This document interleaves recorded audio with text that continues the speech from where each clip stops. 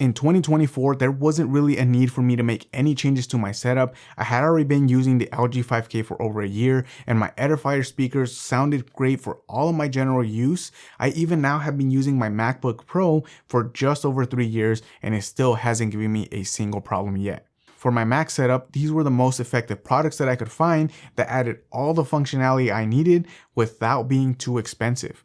The LG 5K monitor was a great monitor for Mac that I found after trying out the Studio Display and wanting that 5K screen without having to spend over $1,000. I will say that I had some problems with my LG 5K monitor, mainly with the Thunderbolt port going out, and that's a known issue in the LG 5K community, with the ports apparently not really being that great welded to the back of the monitor. Mine went out after 10 months where I wasn't getting any picture to the monitor, but it was charging my MacBook, and luckily for me, it was within the 1-year purchase date, so LG fixed it for free.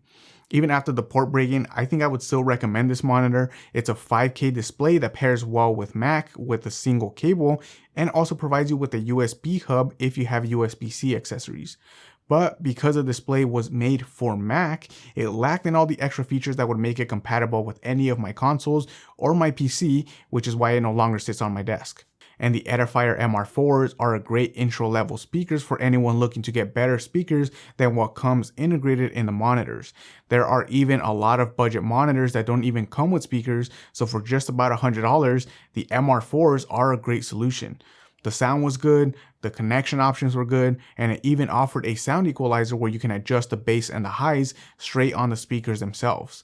They did lack in bass though, no matter how high I turned that controller, and as someone that mainly listens to hip hop, I had been looking for an upgrade already for the past year. And then the last piece of tech on my desk was the base M1 Pro 16-inch MacBook Pro, which has been a game changer ever since I swapped over to it. It wasn't my first MacBook, but it was my first M series MacBook, and the jump in performance that I got from my previous Intel MacBook was definitely noticeable. It's a great machine for editing my videos in Final Cut Pro, any sort of web browsing, even if you have 10 Chrome tabs open at once. And the giant screen was definitely made for photo editing on the go or video editing as well. But late last year, I wanted to start gaming at my desk, and I had a couple of options. I could upgrade to a more expensive Mac that handles games better, which is easily could cost multiple thousands, or I could buy a dedicated PC for gaming and keep my Mac as my only editing computer. So I ended up building a PC. This is a custom built PC that I managed to build with a 7800 XT, and it runs any game that I want to throw at it, even at 4K if I tweak some of the settings. I also moved at the same time, which meant that I had a lot more room to bring back my consoles into my home studio, so the gaming that I was trying to get from my Mac only before now has been split among 3 different gaming systems. My PC is built for PC Game Pass, my PS5 for all the Sony exclusives, and my Switch for all of the Nintendo exclusives.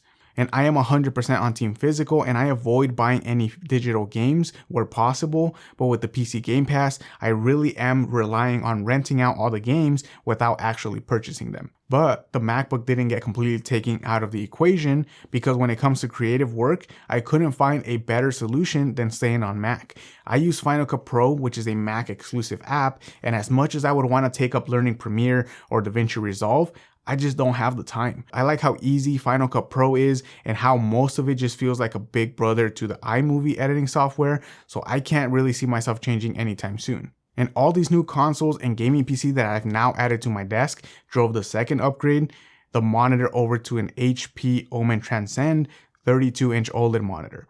I had already been eyeing OLED monitors since mid-2024 when LG and Asus and MSI started releasing all their 4K OLEDs. I even already tried making the jump with Samsung and trying out their Samsung Odyssey, but the lack of a USB-C port for my Mac is what made me return it instead. But then I saw that the HP Omen was on sale, which is a brand new monitor in late 2024, and it had all the ports that I could want, so I went out and bought it on sale, and I have not regretted it since. I can connect all of my devices to the monitor, and it even has a KVM switch for all of the peripherals. It's also a 4K screen with up to 240 Hz with a backlight for some bias lighting as well, which you'll see I'm using right now in the back of this monitor. There really was barely any downsides to the monitor when I made the choice, and I do have a full review of this monitor up, which I'll link in the descriptions down below for you to watch after this video. And also make sure that you give this video a like if you've been enjoying the content, content, it really does help out this channel a lot more than you may think. The HP Omen Transcend also has some speakers built in, but I was really looking for something with a lot more bass than my MR4s. And because I already had the Kanto stands, I figured I might as well stay within the ecosystem and find some Kanto speakers. And the Tux were out of my budget at that point, and I had already read in January that there was going to be an Aura 4 speakers that were announced in CES of 2024. So I was patient and waited out until the Aura 4s were out, and I managed to catch them on sale late last year. And if you can't tell, I'm huge on sales, and that's how I'm able to afford all of this tech, and I have not been disappointed by the Aura 4s. The bass, I would say, is an improvement over my MR4s. It's not mind-blowing different, but when you couple it with the improvements across the board with sound, connectivity, and also having an optional sub, it definitely was worth the jump for me from the MR4s. And you'll notice from my setup that there really isn't much to it. I don't like having too many accessories out or on the desk because I personally don't work great in a place that feels cluttered. I'm still debating if it's even worth putting back out my Grove Made shelf because I do like to stay organized and I like the organization that it adds, but it's also another thing now on the desk and I'm enjoying it right now as it is.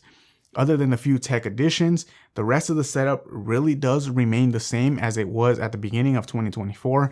I'm still using the same sit stand desk legs from FlexiSpot, a countertop from IKEA, my Vivo monitor arm, my LumeCube monitor light bar, which honestly get a cheap one from Amazon instead, and I'm still using the Logitech MX Master 3, which is now starting to show its age. I have upgraded my keyboard now though to the Mode Encore, which is a keyboard from Mode in collaboration with Matthew Encina, and I just really like the look of the white with the oak, which matches the rest of my setup. And I don't think that you need to spend this amount of money to get a keyboard or really even buy a custom made keyboard because pre-built keyboards have come a long way already. In my collection, I also have keyboards from Newfie and Keychron, which form part of my weekly use keyboard sale, with Keychron's full-size K10 being my work keyboard now. The amount of customizability that pre-built keyboards offer is really no different from what you can get from a custom-made keyboard. I would say it's similar to buying anything else in any other hobby. You can get the starter pack that comes with everything that you need, but isn't really as nice as the enthusiast build, or you can empty your wallet and get the all carbon frame with the aero drop bars and the carbon tires. One day maybe I'll buy that bike.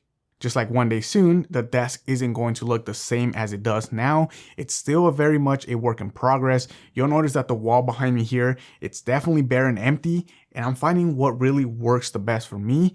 You'll notice that the speakers also don't have mind-blowing bass over the MR4s like I mentioned, but they do have a sub-out option, which was one of the things I was looking for because that's going to be a possible upgrade for me down the line. I also am limited to this 32-inch monitor here when I came from a 65-inch OLED TV for my console gaming, so maybe a TV could be a great addition here, maybe not. I honestly think having a TV next to your desk just feels like a lot.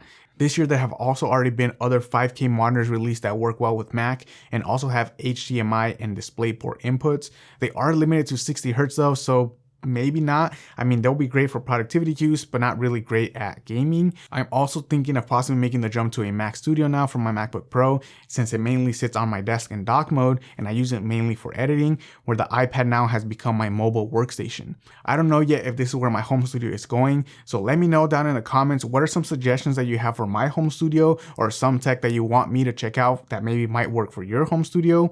And as always, thank you for watching. Click here to watch another one of my videos, and I'll catch you in the next one.